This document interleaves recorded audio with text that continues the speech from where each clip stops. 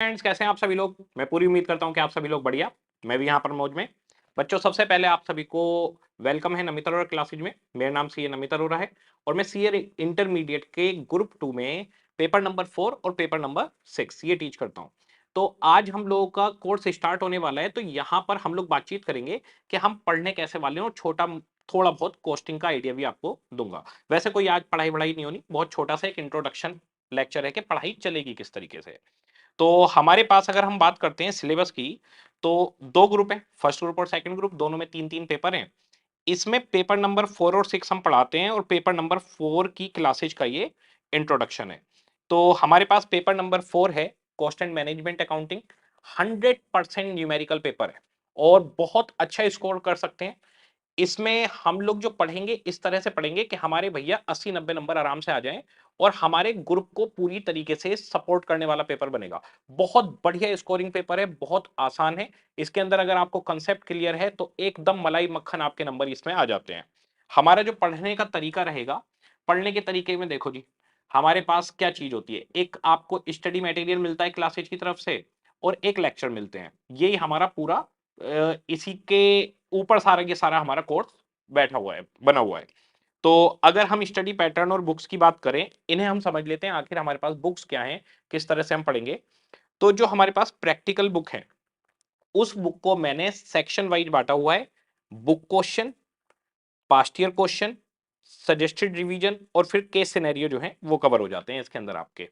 तो हमारे पास basically ICAI के पास जो सोर्सेज हैं वो है आईसीएआई के पास पहला सोर्स स्टडी मॉड्यूल जो आपको मिलता है। मोटी मोटी बुक्स भेज देते हैं आपके घर पे, उन्हीं को देख देख के बच्चे फोटो खींच के डालते रहते हैं कि देखो हमारे पास कितनी पढ़ाई चल रही है। ये मेन सोर्स है इनका। तो आईसीआई एक तो क्वेश्चन पूछता है, यहां से मेन सोर्स ये इनका पढ़ाने का। इसके अलावा एग्जाम से पहले हर अटेम्प्ट के लिए रिलीज की जाती है आरटीपी, रिवीजन टेस्ट पेपर, या आईसीआई रिलीज करता है। इसके अलावा हर अटेम्प्ट से पहले रिलीज किए जाते हैं एमटीपी, मॉक टेस्ट पेपर। तो revision test paper, mock test paper और आईसीआई का स्टडी मॉड्यूल, ये मेन सोर्स है। इसके बाद में एक सोर्स है पीवाईक्यू, यानी पास्ट ईयर क्वेश्चन, जो आईसीआई ने प्रीवियस अटेम्प्ट्स में क्वेश्चन पूछे होते हैं। तो ये 4 टोटल सोर्स हैं जहां से आईसीआई क्वेश्चन पेपर आपका सेट करता है। तो इसके ये जो 3 सोर्स हैं पहले, इनको मैंने नाम दिया है बीक्यू, बुक क्वेश्चन। और इसके बाद में पीवाईक्यू सेक्शन का नाम है पीवाईक्यू। ये 2 सेक्शन मैंने इस तरह से बांटे हैं। मैं आपको बुक दिखाता हूं कैसे दिखेगी। सबसे पहले हमारे पास अगर हम जाते हैं इंडेक्स में, तो इंडेक्स के अंदर हमारे पास टोटल 14 चैप्टर्स में ये हमारा कोर्स बटा हुआ है। तो आपके पास यहां तक कोर्स है, ये 14 चैप्टर तक। तो आपके पास पहला चैप्टर मटेरियल कोर्स से चलेगा और इससे लेकर टोटल 14 चैप्टर्स में हमने कोर्स को डिवाइड किया हुआ है। उसके बाद में आपके जो केस सिनेरियो पूछे जाते हैं, केस सिनेरियो के अंदर एक केस स्टडी बनाई जाती है। वो केस स्टडी जो हम क्लास में पढ़ाई करेंगे उसी में से होगी, लेकिन आईसीआई ने जितनी भी आज तक केस स्टडी बनाई है वो सारी की सारी केस स्टडी मैं आपको करवाऊंगा। तो पहले हम ये 14 चैप्टर पढ़ेंगे, सारा सीख लेंगे, सारी पढ़ाई कर लेंगे। उसके बाद केस सिनेरियो, कोई लेटेस्ट एग्जाम पेपर्स हैं उनको भी डिस्कस करेंगे। इस तरह से हमारा पूरा का पूरा बुक के अंदर चैप्टर वाइज डिजाइन है। अब हर चैप्टर के अंदर कैसे डिजाइनिंग है वो देखिए। हर चैप्टर के अंदर सबसे पहला पोर्शन मिलता है बीक्यू। तो जैसे पहला चैप्टर है मटेरियल कॉस्ट, इसमें आपको बीक्यू यानी बुक क्वेश्चन, इसमें क्या क्या कवरेज है, आईसीआई के स्टडी मॉड्यूल की, आरटीपी की और एमटीपी की। मैं आपको दिखा भी देता हूं। जैसे ये एक टॉपिक चालू हुआ, इसका स्टडी मॉड्यूल का क्वेश्चन है, ये भी स्टडी मॉड्यूल का है। और जी ये आपका BQ3, ये हमने अपने पास से रखा हुआ है। कुछ एक्स्ट्रा क्वेश्चन ऐसे रखने पड़ते हैं जिससे आपको कंसेप्ट सिखाया जाए। इसके बाद में ये भी स्टडी मॉड्यूल का क्वेश्चन है, ये भी स्टडी मॉड्यूल का क्वेश्चन है, आईसीआई एसएम यानी आईसीआई स्टडी मॉड्यूल। और इसके बाद में ये भी स्टडी मॉड्यूल का है। फिर ये आरटीपी एमटीपी के क्वेश्चन आ गए, जैसे BQ8 BQ9 या आरटीपी एमटीपी आ गए। तो इस तरह से हमारे बुक में क्वेश्चंस डिजाइन है। मैंने सब जगह मेंशन किया हुआ है कौन सा स्टडी मॉड्यूल का है, कौन सा आरटीपी का, कौन सा एमटीपी का। 100% कवरेज है, कुछ नहीं छूटा हुआ। तो इनको नाम दिया गया है बीक्यू। एक तो ये चलेंगे हमारे पास। दूसरा हमारे पास चलेगा पीवाईक्यू। इसी चैप्टर के अब एग्जाम में जो क्वेश्चन आए हैं उनको देखेंगे। एग्जाम वाले क्वेश्चन करके आपको कॉन्फिडेंस आ जाता है। और देखो, एक आइडिया ये भी लग जाता है आपको कि एग्जामिनर कहाँ से क्वेश्चन पूछता है। पूरे चैप्टर से क्वेश्चन कभी नहीं पूछे जाते, उसके कुछ सेलेक्टेड एरिया से पूछे जाते हैं। तो आपको एक कॉन्फिडेंस आ जाता है कि हाँ, एक तो पास्ट ईयर क्वेश्चन जब आप करते हो तो कॉन्फिडेंस आता है, यस मैं कर सकता हूँ या कर सकती हूँ। और दूसरा आपको ये पता चल जाता है कि एग्जामिनर का फोकस क्या है। तो यहाँ पर PYQ1, PYQ2 इस तरीके से इनकी मैंने नंबरिंग दी है। एग्जाम में आए हुए क्वेश्चन की अटेम्प्ट वाइज लिस्टिंग कर रखी है। ठीक है। फिर आपका इस चैप्टर के एंड में, ये पहला ही चैप्टर चल रहा है, तो उसका BQ सेक्शन चलेगा, PYQ सेक्शन रहेगा। उसके बाद में लास्ट में रहेगा सजेस्टेड रिवीजन, कि रिवीजन कैसे करें। बेसिकली होता क्या है, आप एग्जाम से एक दिन पहले, 1.5 दिन का टाइम मिलता है टोटल। तो 1.5 दिन पहले आप ना पूरे की पूरी बुक का हर क्वेश्चन नहीं कर सकते। तो कुछ सेलेक्टेड क्वेश्चन कौन से करने हैं, रिवीजन में कौन से करने हैं, वो मार्किंग वगैरह दी गई है। ये मैं आपको चैप्टर के साथ समझाऊंगा कैसे मार्किंग करनी है। अभी ये चीज समझा नहीं सकता मैं, और आपको समझ में भी नहीं आएगी, तो ये मैं चैप्टर के साथ समझाऊंगा। तो एक इसमें सजेस्टेड रिवीजन आ जाएगा। उसके बाद में आपके पास मैं वापस जाता हूं जरा। तो हमारे पास अगर आप देखेंगे तो बुक के क्वेश्चन आ गए, पास्ट ईयर क्वेश्चन आ गए, सजेस्टेड रिवीजन आ गया, जितने भी केस सिनेरियो है वो सारे हमने कवर कर लिए। इसके अलावा आपको थ्योरी कम एमसीक्यू बुक मिलेगी, जिसमें थ्योरी के ही एमसीक्यू होंगे। थ्योरी एमसीक्यू एग्जाम में नहीं आता, पर आईसीआई स्टडी मॉड्यूल में है, तो वो हमने रखा हुआ है। एक क्विक रिवीजन बुक है आपके पास और एक टेस्ट बुक है। तो क्विक रिवीजन बुक कैसे, जैसे एक चैप्टर पूरा हो गया तो चैप्टर खत्म होने के बाद उस पूरे चैप्टर को हम शॉर्ट में डिस्कस कर लेंगे, तो इस तरीके से चैप्टर वाइज क्विक रिवीजन हो जाएगा। और आपके पास एक टेक्स्ट बुक रहेगी। टेक्स्ट बुक में अगर हम देखें तो वही 14 चैप्टर्स हैं आपके पास। हर चैप्टर का चैप्टर वाइज टेस्ट है और उसका सॉल्यूशन भी है, सेल्फ असेसमेंट पर है ये। तो हर चैप्टर का चैप्टर वाइज टेस्ट है, चैप्टर खत्म होते ही वो टेस्ट देना है। वो भी मैं आपको चैप्टर के साथ पढ़ाते हुए बताऊंगा कैसे चलेगा। उसके बाद दो 100 नंबर के फुल मार्क्स टेस्ट भी आपके हमने रखे हुए हैं।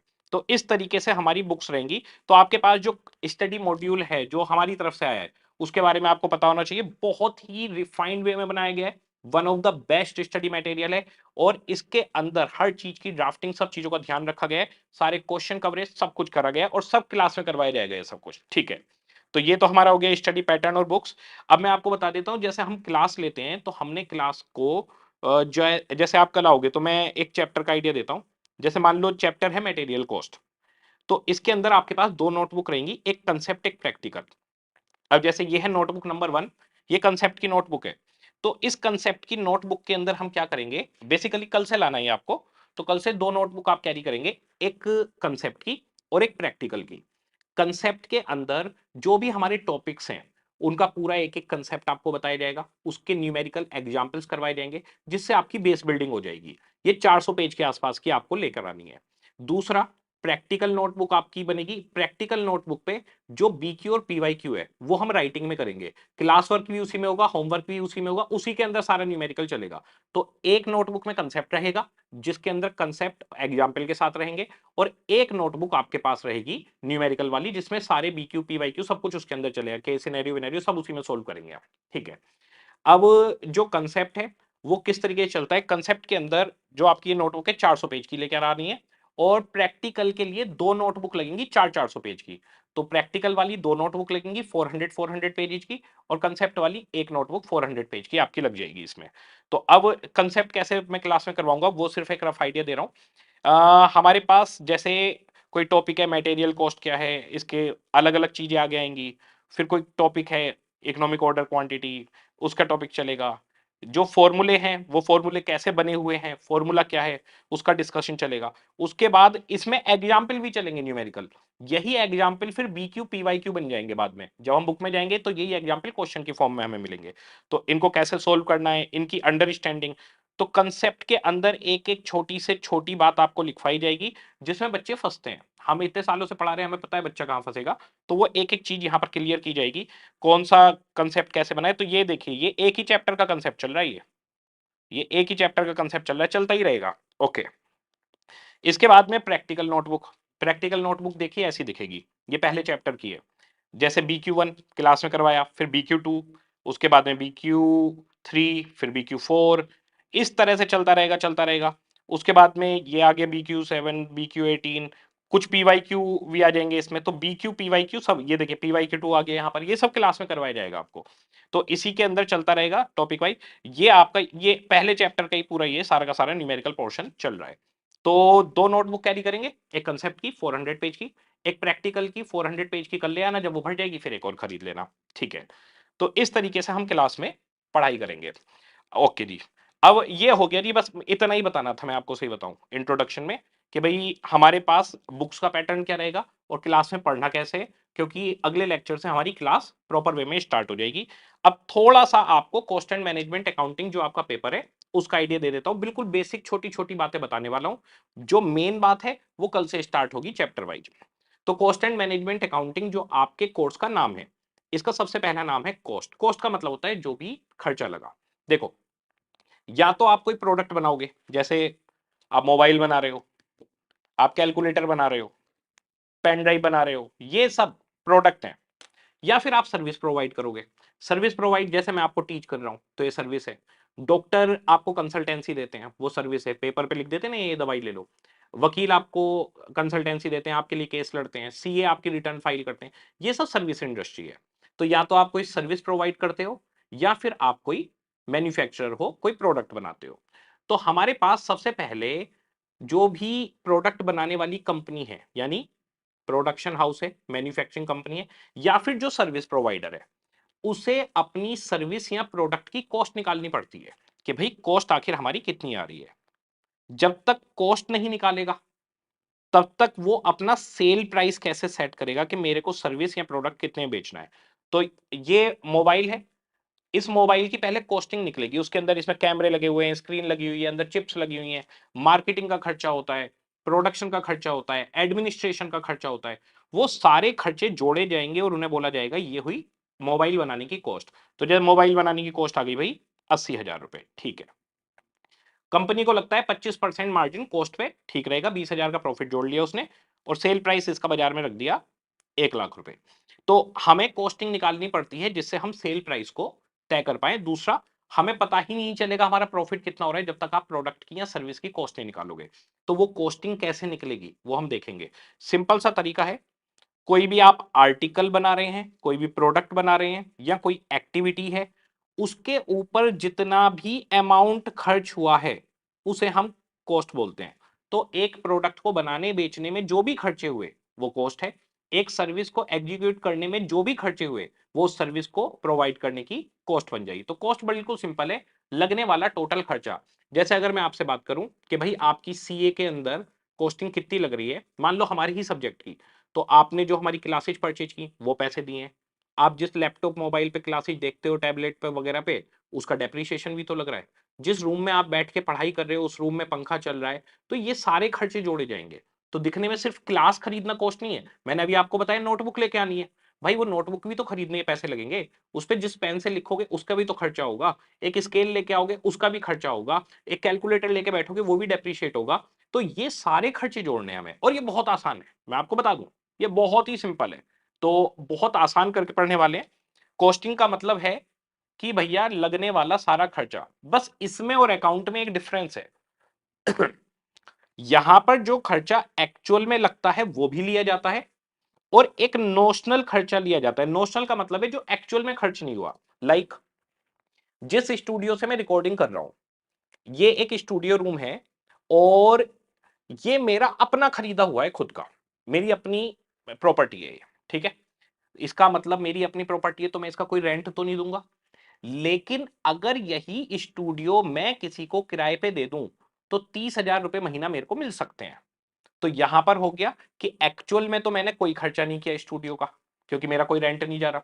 लेकिन अगर मैं इसको किसी और को किराए पे दूं तो मुझे 30,000 रुपए मिल सकते हैं।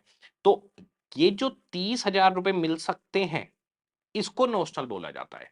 तो एक तरीके से आप इसको अभी के लिए अपॉर्चुनिटी कॉस्ट समझ सकते हैं। तो जब मैं आपकी क्लासेज की कॉस्ट निकालूंगा कि कॉस्टिंग की एक क्लास कितने की बैठ रही है, उसमें सारे खर्चे जोड़ने के बाद में मैं मंथली रेंटल 30,000 रुपए और जोड़ूंगा। और वो रेंट एक्चुअल रेंट नहीं होगा, वो रेंट होगा नोशनल रेंट। नोशनल यानी सच में नहीं है लेकिन चार्ज कर रहे हैं, तो नोशनल रेंट भी जोड़ा जाएगा। तो कॉस्टिंग के अंदर उन खर्चों को भी जोड़ा जाता है जो नोशनल होते हैं, यानी एक्चुअल में नहीं हुए। जबकि अकाउंट के अंदर ऐसा नहीं होता। अकाउंटिंग कहती है कि ट्रांजैक्शन होने के बाद, जब इवेंट होगा और उसमें ट्रांजैक्शन होगी तभी अकाउंटिंग चालू होगी। अगर ट्रांजैक्शन नहीं है तो अकाउंटिंग चालू नहीं होगी। तो यहां पर मैंने तो रेंट दिया ही नहीं, तो नोशनल रेंट अपॉर्चुनिटी कॉस्ट है, वो कॉस्टिंग में कंसीडर की जाएगी। तो अब आपकी, मैंने अभी बोला था कि क्लास की कॉस्ट निकालो, तो क्लास की कॉस्ट में आपके पास में जो आपने क्लास खरीदी है वो भी कॉस्ट है, जो आपके डेप्रिसिएशन लग रहे हैं इक्विपमेंट्स के वो भी कॉस्ट है, जो आप जिस रूम में बैठे हुए हो उसका जो रेंटल है वो भी कॉस्ट में जोड़ा जाएगा, चाहे वो आपके पापा की खुद की प्रॉपर्टी हो तब भी नोशनल रेंट जोड़ा जाएगा कि अगर यही रूम हम किसी को किराए पे देते तो हमें इतना किराया मिल जाता। प्लस आपकी जो अपना टाइम खर्च हो रहा है पढ़ने में, आपकी जो जवानी जाने वाली है सीए करते हुए, वो भी कॉस्ट में जोड़ दी जाएगी। अब वो जवानी की कॉस्ट आप कैसे निकालोगे वो भाई आप जानो, वो कैलकुलेशन मेरे पास भी नहीं है, पर कोई बात नहीं, सीए बनने के बाद जब पैसे आते हैं वो जवानी लौट आती है। ठीक है, तो हमारे पास कॉस्टिंग के अंदर जो भी खर्चा होगा किसी प्रोडक्ट को बनाने में या सर्विस प्रोवाइड करने में, वो एक्चुअल हो या नॉमिनल हो, उसे हम कॉस्ट बोल देते हैं। ठीक है, अब दूसरा शब्द है मैनेजमेंट अकाउंटिंग। ये मैनेजमेंट अकाउंटिंग क्या होती है? देखो, मैनेजमेंट का क्या काम होता है? मैनेजमेंट का काम होता है प्लानिंग करना, ऑर्गेनाइजिंग करना, कंट्रोलिंग करना और डिसीजन मेकिंग लेना। तो आगे क्या करना है उसकी प्लानिंग करता है मैनेजमेंट, ऑर्गेनाइज करता है, इसके अलावा कंट्रोलिंग रखता है सारी चीजों पे सिस्टम के ऊपर, और डिसीजन मेकिंग लेता है। ये मैनेजमेंट का काम है। मैनेजमेंट अकाउंटिंग का काम है इस सब काम के लिए इंफॉर्मेशन प्रोवाइड करना मैनेजमेंट को। तो मैनेजमेंट अकाउंटिंग क्या करती है? इट असिस्ट यानी हेल्प करती है। मैनेजमेंट कैसे हेल्प करती है? By provision of relevant information. तो मैनेजमेंट अकाउंटिंग का मतलब है कि हम मैनेजमेंट की मदद करेंगे, कैसे? इंफॉर्मेशन देकर, और मैनेजमेंट उस इंफॉर्मेशन से कर पाएगा प्रॉपर वे में प्लानिंग, ऑर्गेनाइजिंग, कंट्रोलिंग और डिसीजन मेकिंग। ठीक है, तो कॉस्टिंग का मतलब खर्चे, मैनेजमेंट अकाउंटिंग का मतलब इंफॉर्मेशन प्रोवाइड करना मैनेजमेंट को जिससे वो डिसीजन ले पाए। फिर से बोलता हूं, मैनेजमेंट अकाउंटिंग का काम है मैनेजमेंट को इंफॉर्मेशन देना जिससे वो डिसीजन ले पाए, जिससे वो मैनेजमेंट प्रॉपर वे में कर पाए। तो ये इंफॉर्मेशन देना मैनेजमेंट अकाउंटिंग कहलाता है। अब जरा दोनों को जोड़ दो, कॉस्ट प्लस मैनेजमेंट अकाउंटिंग, इन दोनों को जोड़ दो। तो यहां पर मैनेजमेंट अकाउंटिंग का मतलब था इंफॉर्मेशन देनी है, कॉस्ट का मतलब है खर्चे कितने हुए। तो कॉस्ट एंड मैनेजमेंट अकाउंटिंग का मतलब है मैनेजमेंट को इंफॉर्मेशन देना कॉस्ट से रिलेटेड, जिससे वो डिसीजन मेकिंग कर पाए। तो कॉस्ट मैनेजमेंट या कॉस्ट मैनेजमेंट अकाउंटिंग का काम है कि हम डेटा प्रोवाइड करेंगे, इंफॉर्मेशन देंगे किसको? मैनेजमेंट को। किस लिए? जिससे वो प्लान कर पाए, मॉनिटर कर पाए और कंट्रोल कर पाए कॉस्ट को।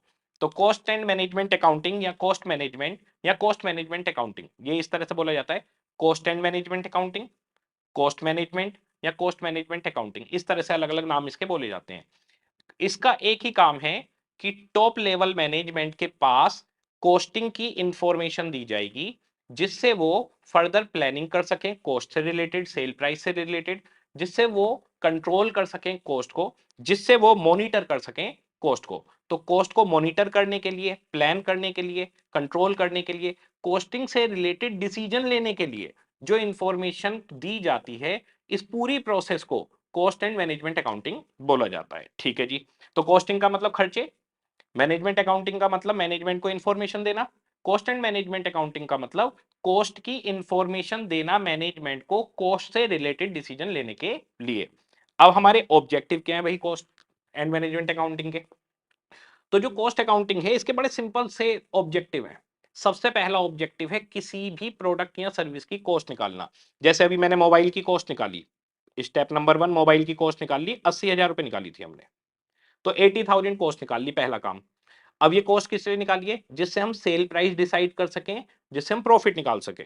तो दूसरा पहला है एसरटेनमेंट ऑफ कॉस्ट, कॉस्ट निकालो, फिर सेल प्राइस और प्रॉफिट को डिटरमाइन करो कितना चाहिए।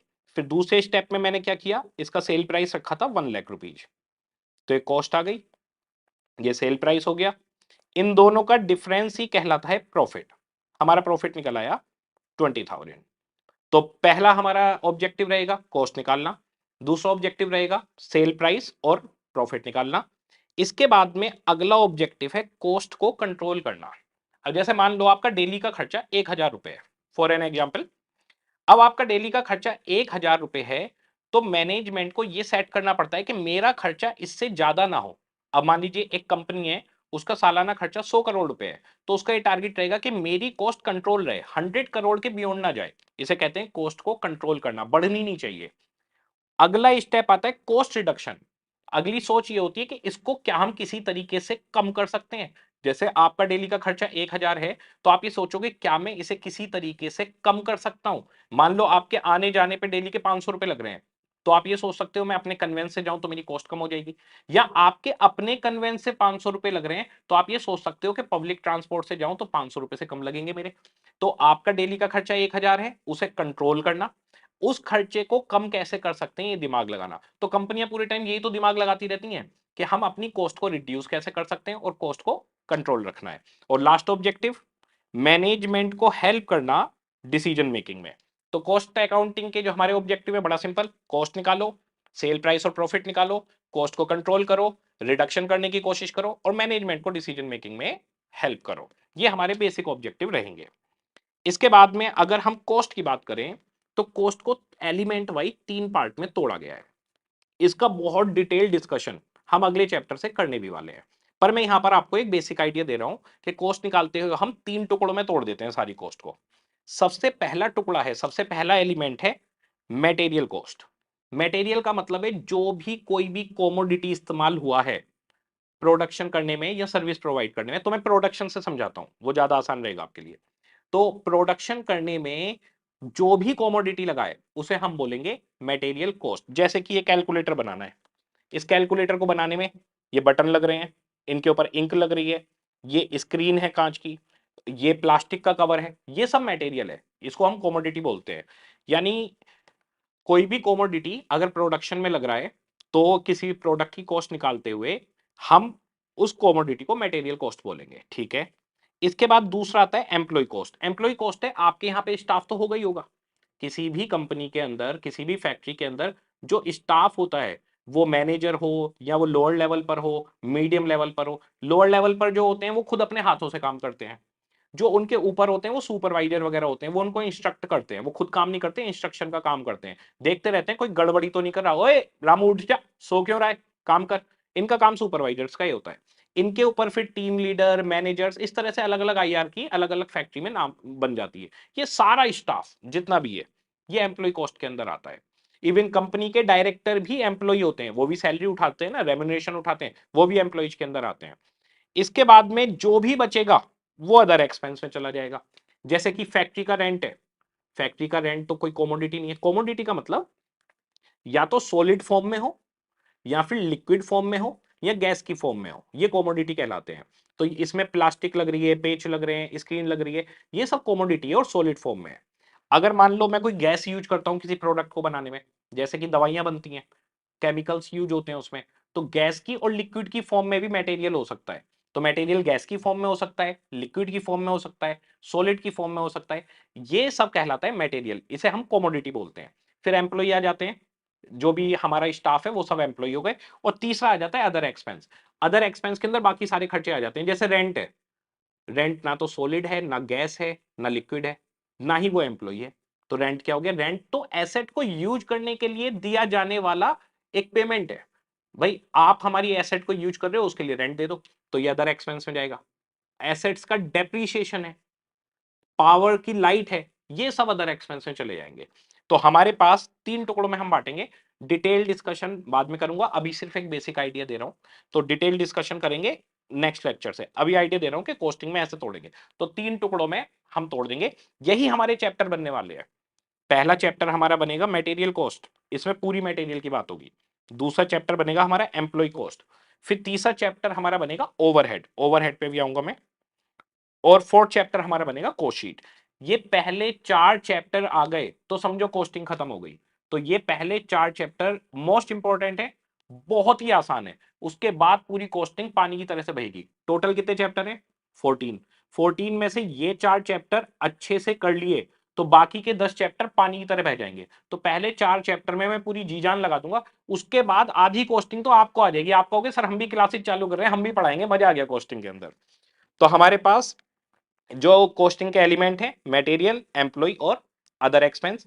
अब इनको डायरेक्ट और इनडायरेक्ट में क्लासिफाइड किया जाता है। डायरेक्ट और इनडायरेक्ट का बिल्कुल बेसिक सा मतलब बताता हूं, नेक्स्ट लेक्चर के अंदर फुल डिटेल में बताऊंगा। डायरेक्ट और इनडायरेक्ट का सीधा सा मतलब है कि जो भी आप प्रोडक्ट बना रहे हो उससे डायरेक्ट रिलेशन है या नहीं है। अब जैसे हम ये कैलकुलेटर बना रहे हैं, ठीक है, मैं वर्कर हूं, मैं इस कैलकुलेटर को बना रहा हूं, तो क्या मैं एम्प्लॉय कॉस्ट, मैं वर्कर हूं, मैं एम्प्लॉय कॉस्ट के अंदर कवर होता हूं, क्या मैं डायरेक्टली इस कैलकुलेटर से लिंक हूं? यस, मैंने तो बनाया है, तो मेरी सैलरी इस पे सीधी चार्ज की जा सकती है। मान लो मैं एक पीस रेट से हम चल रहे हैं और एक कैलकुलेटर बनाने के एक वर्कर को 10 रुपए मिलते हैं, तो इस कैलकुलेटर में 10 रुपए लेबर कॉस्ट के डायरेक्टली जोड़े जा सकते हैं, डायरेक्ट यानी सीधा कनेक्शन। अच्छा, और मटेरियल के अंदर क्या ये जो शीशा खरीदा है आपने, इसमें स्क्रीन खरीदी है, यहां पर ये सोलर पैनल लगा हुआ है, ये खरीदा है आपने, ये बटन खरीदे हैं, प्लास्टिक खरीदा है, इसके अंदर सेल लगा हुआ है, बैटरी लगी हुई, वो खरीदी है, क्या वो इस कैलकुलेटर से सीधे लिंक है? यस, बिल्कुल लिंक है। अब ये हमारे पास मोबाइल है, जो मोबाइल की स्क्रीन है, मोबाइल के कैमरे हैं, क्या इस मोबाइल से सीधे लिंक हो पा रहे हैं? यस, इससे हो पा रहे हैं। इन कैमरों की कॉस्ट सीधे इसमें जोड़ सकता हूं, स्क्रीन की कॉस्ट सीधे इसमें जोड़ सकता हूं, इसके अंदर जो मेमोरी है 128 GB 256 GB जो भी मेमोरी है, जो इसकी रैम है, वो सीधे इससे जोड़ सकता हूं। तो अगर प्रोडक्ट से सीधे लिंक है तो उसको हम डायरेक्ट कह देते हैं, और सीधा लिंक नहीं है तो इनडायरेक्ट कह देते हैं। तो ये तीन एलिमेंट हमारे पास रहेंगे, मटेरियल कॉस्ट, एम्प्लॉय कॉस्ट और अदर एक्सपेंस।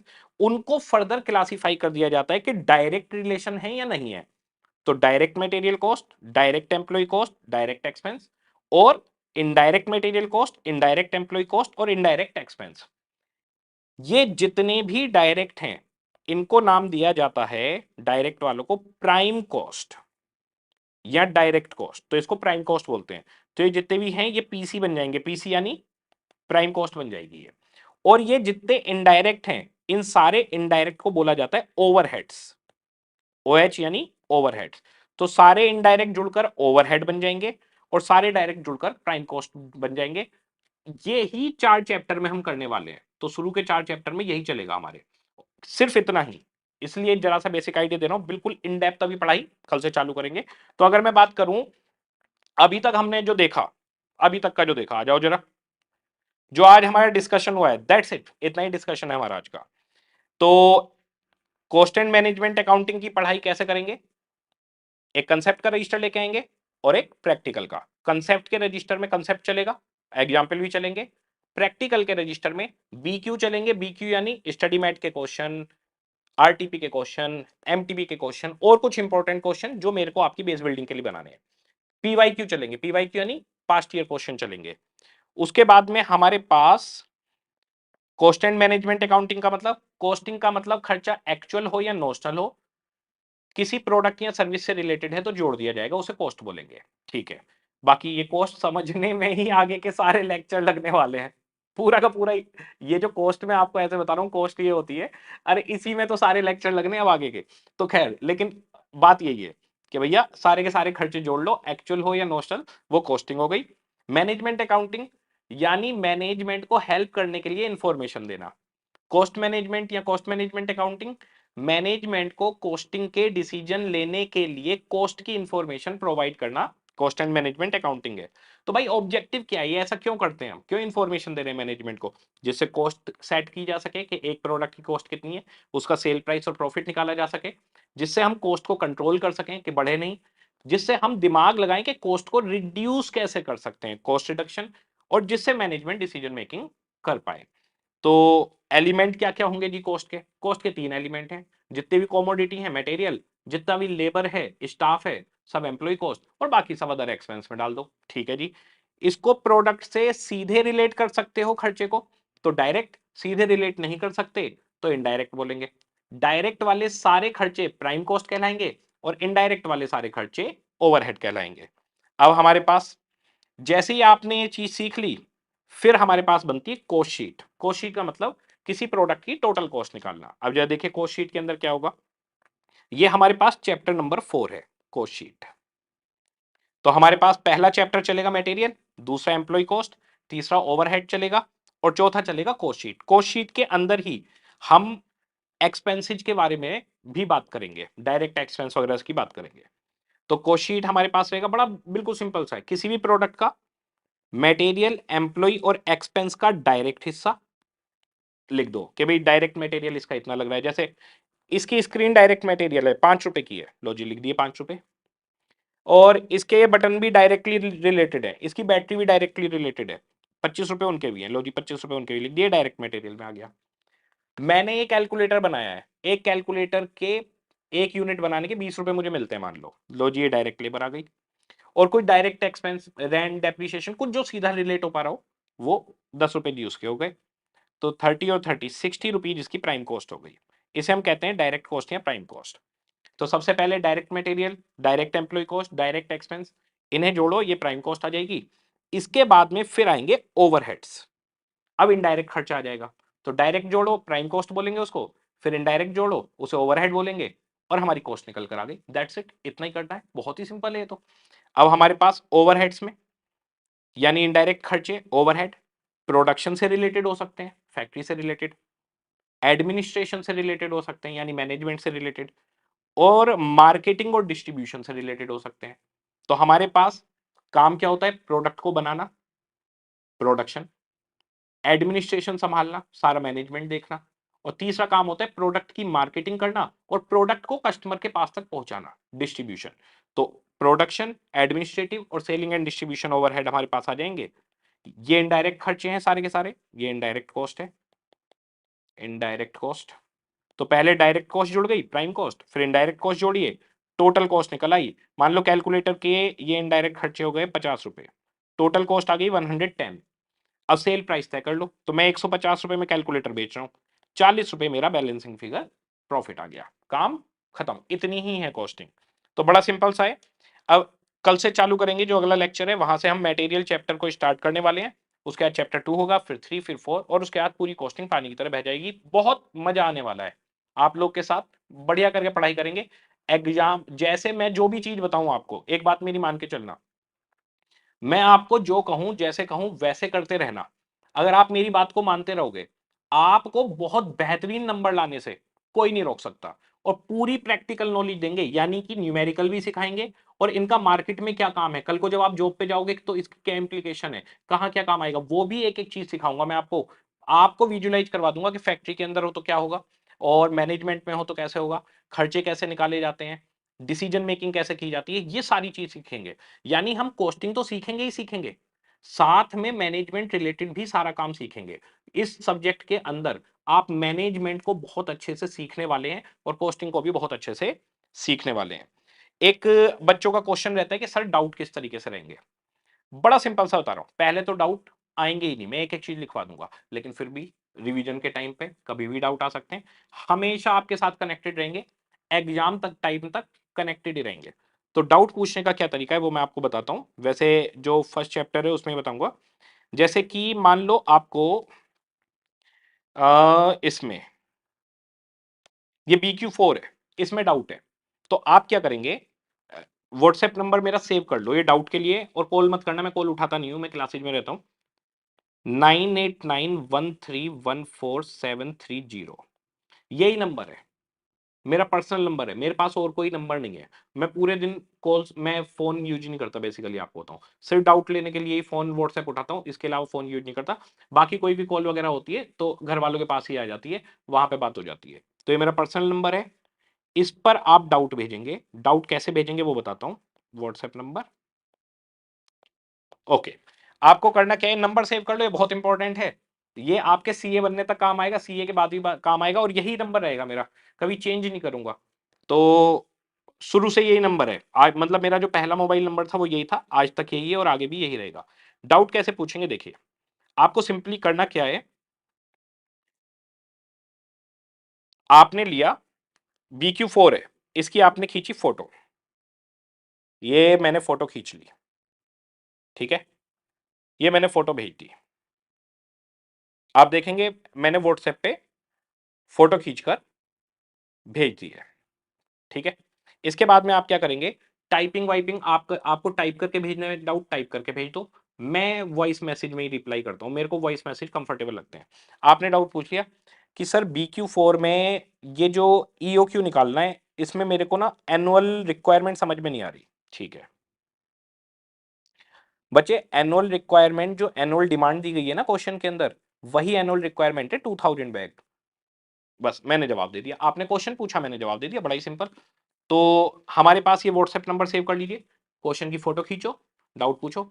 बाकी डाउट पूछना कैसे है उसका मैं तरीका आपको बता देता हूं। पूरी कोशिश क्या करिएगा, पहले एक पूरा चैप्टर खत्म करना, जैसे मटेरियल कॉस्ट है, वो पूरा चैप्टर पहले पढ़ लेना। आपका जो रजिस्टर है, जो भी नोटबुक है, उसमें पीछे डाउट लिखते रहना कि मेरे को ये डाउट आ रहा है, और फोटो खींच लेना पहले ही उसकी, वो डाउट लिखते रहना। आपके 99% डाउट चैप्टर खत्म होते तक पहले ही खत्म हो जाएंगे, और जो बचेंगे वो पूछ लेना। तो पूरा चैप्टर खत्म करके, क्योंकि चैप्टर का ना लिंक होता है, हो सकता है कोई एक बात आगे आने वाली हो, तो पूरा चैप्टर खत्म करके उसके बाद में पूछ लो, वो ज्यादा बेहतर रहता है। बाकी बीच में भी पूछोगे तो मैं तो बता ही दूंगा, मुझे तो कोई दिक्कत नहीं है, लेकिन आप पूरा चैप्टर खत्म करके पूछोगे तो ज्यादा बढ़िया होगा, क्योंकि आपको भी बहुत ज्यादा क्लैरिटी होगी। ये हमारा डाउट का सिस्टम रहेगा। तो भैया आप लोगों को मुझे लगता है सारी चीजें क्लियर हो चुकी हैं, कैसे कैसे चलेगा हमारे पास। तो स्टडी मॉड्यूल, पीवाईक्यू, ये वो सब कुछ सब खबर है, सारा का सारा क्लास में करवाएंगे। अब कल से पढ़ाई चालू करने वाले हैं, मेरे को ये सिर्फ एक रफ आइडिया देना था। अब कल से हम लोग पढ़ाई चालू करेंगे, मटेरियल चैप्टर स्टार्ट करेंगे। कल तो कंसेप्ट का रजिस्टर लेके आ जाना, क्योंकि कल मटेरियल का कंसेप्ट करवाऊंगा मैं पूरा। उससे अगले लेक्चर से फिर आपको 2 नोटबुक लेके आनी है, तो ये सब आप तैयारी करके रखिए। इसके अलावा एक जो मेरा पर्सनल एक्सपीरियंस है, जो मेरी बच्चों से बात होती है, एक तो मैं आपको जैसे बताऊं वैसे करते रहना, ठीक है। दूसरी चीज कंसिस्टेंसी मेंटेन करनी है। आप दिन का अपना एक टाइम फिक्स कर लो, जैसे पोस्टिंग के पेपर का आपने टाइम कर लिया कि सुबह 7 से 10 बजे तक मैं पढ़ाई करूंगा। हमारे जितने भी लेक्चर हैं वो 2.5 आवर के हैं, तो बच्चे स्पीड में भी देखते हैं उसको, तो 2 घंटे में खत्म कर लेते हैं कहीं। मैं ये कहूंगा कि आप नॉर्मल स्पीड में ही चलाना, आराम से क्लास के साथ में लिखने का टाइम मिलता है, आराम से लिखना, और नॉर्मल स्पीड में देखो। कंसिस्टेंटली डेली पढ़ाई करो, कोई छुट्टी मत करो। टाइम फिक्स कर लो कि 7 से 10 बजे मेरा टाइम कोस्टिंग का है, तो वो आप उस टाइम को फिक्स करो। दूसरा, मैं जो होमवर्क दूंगा वो आपको बिल्कुल करना है, ज्यादा होमवर्क नहीं दूंगा, बहुत थोड़ा होमवर्क देता हूं और सिमिलर क्वेश्चन। तो कंसिस्टेंसी मेंटेन करो आप, डेली अपना एक टाइम फिक्स कर लो कि भाई कोस्टिंग इतने बजे मेरे को पढ़ना है, डेली डिसिप्लिन वे में उसको पढ़ो। बहुत टाइमली, इजीली, बड़े मजे से पूरा हो जाएगा। उसके बाद में जैसे ही पहला चैप्टर खत्म होगा, मैंने बताया था ना सजेस्टेड रिवीजन बताऊंगा, तो वो रिवीजन कैसे करने में वो भी बताऊंगा आपको, टेस्ट वगैरह कैसे करने वो भी बताऊंगा। इसके अलावा एग्जाम टाइम पर हम लोग यूट्यूब पर एग्जाम से 1-2 महीने पहले ही रिवीजन करवा देते हैं, तो वो रिवीजन सेशंस ले लेना। टेलीग्राम चैनल पे कनेक्टेड हो जाना, टेलीग्राम चैनल है हमारा, सीए नमित अरोरा लिखोगे टेलीग्राम चैनल पे, या नमित अरोरा क्लासेज लिखोगे, दोनों नाम से मिल जाएगा, वो ज्वाइन कर लेना आप लोग। और यूट्यूब चैनल सब्सक्राइब कर लेना, वो भी सीए नमित अरोरा से मिल जाएगा आपको। ये काम आप लोग करके रख लेना। अब हम लोग कल से करेंगे पढ़ाई असली वाली चालू, और बहुत मजा आने वाला है। ओके जी, सभी को टाटा बाय बाय।